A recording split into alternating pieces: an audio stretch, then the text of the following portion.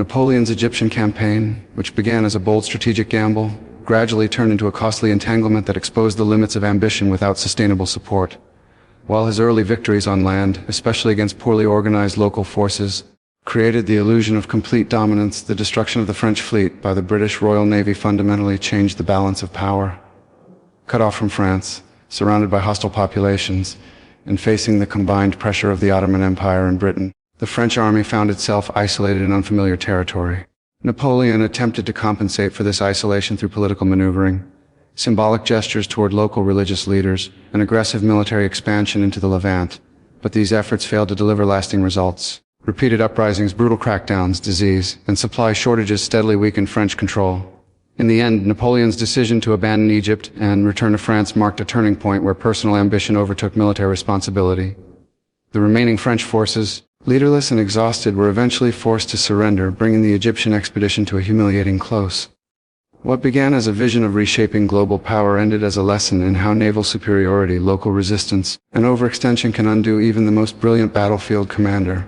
After Napoleon's departure from Egypt, the true cost of the expedition became fully visible, not only to the remaining French troops but also to the wider European powers observing from afar. What had once been presented as a grand campaign to weaken British dominance and open a new path toward Asia had collapsed into a prolonged struggle for survival.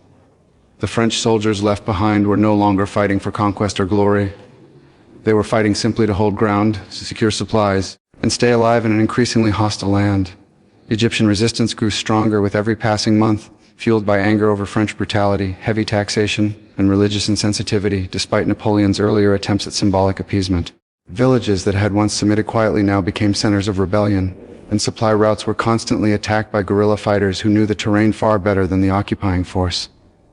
The French army, trained for decisive European battles, found itself exhausted by irregular warfare that drained morale and manpower without offering clear victories. At the same time, the strategic reality of the Mediterranean sealed the fate of the French presence in Egypt. British naval dominance meant that reinforcements, ammunition, and food could not reach the trapped army in sufficient quantities. Every French commander who replaced Napoleon faced the same impossible equation: too few troops, too little support, and too many enemies. The Ottomans, emboldened by British backing, coordinated their efforts more effectively, launching land and sea operations that steadily tightened the noose around French-held territories.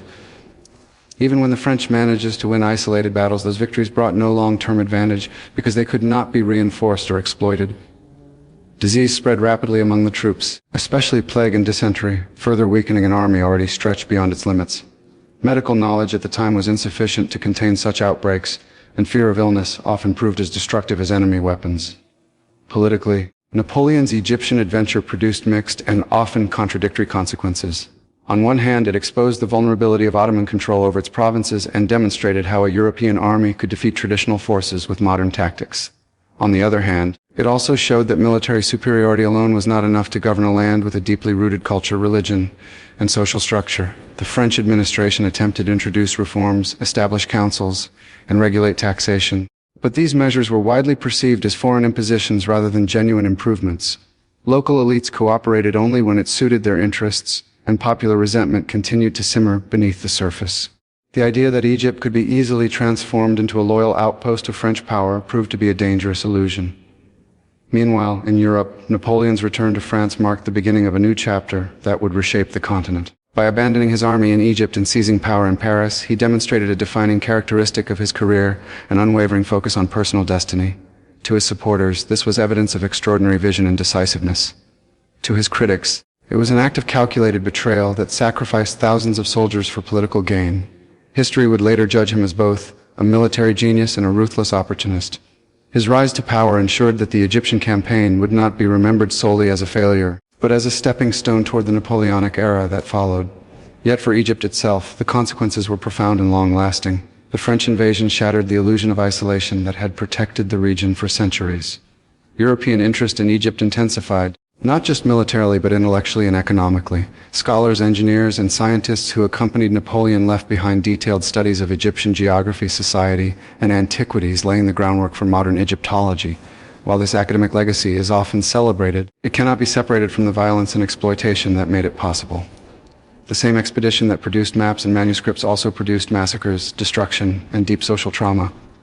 Ultimately, Napoleon's Egyptian campaign stands as a powerful lesson in the limits of ambition. It shows how grand strategies can unravel when they ignore logistics, local realities, and the balance of global power. Naval superiority, popular resistance, and international alliances proved more decisive than battlefield brilliance alone. The dream of carving a new world order through Egypt collapsed under the weight of these forces, leaving behind a trail of suffering and unfulfilled plans. What remained was a cautionary tale that even the most brilliant commanders are bound by geography, politics, and the will of the people they seek to rule. In this sense, Egypt was not merely a battlefield for Napoleon. It was a mirror that reflected both the heights of his genius and the depths of his overreach. From that same point in the narrative, the story continues as the final phase of the French presence in Egypt slowly unfolded into inevitability rather than surprise. With Napoleon gone and British pressure increasing from the sea, the remaining French commanders were forced into a defensive posture that offered no path to recovery. Fortresses became prisons, and cities once taken with confidence turned into liabilities that required constant protection. Every attempt to negotiate a favorable exit was undermined by Britain's refusal to allow any French resurgence in the region. Ottoman forces, now better organized and supported, pressed forward with renewed determination, while Egyptian resistance fighters continued to harass supply lines and isolate French garrisons. Morale within the French ranks collapsed as soldiers realized that their sacrifices would bring neither victory nor recognition. When surrender finally came, it was not the result of a single decisive battle, but the accumulation of exhaustion, hunger, disease, and strategic isolation. The French withdrawal marked the end of an era and confirmed that control of Egypt could not be sustained without naval power, local legitimacy, and long-term commitment. In the broader sweep of history, this episode reinforced a hard truth: empires do not fall only on the battlefield, but through prolonged miscalculation, resistance from the governed, and the slow erosion of purpose itself.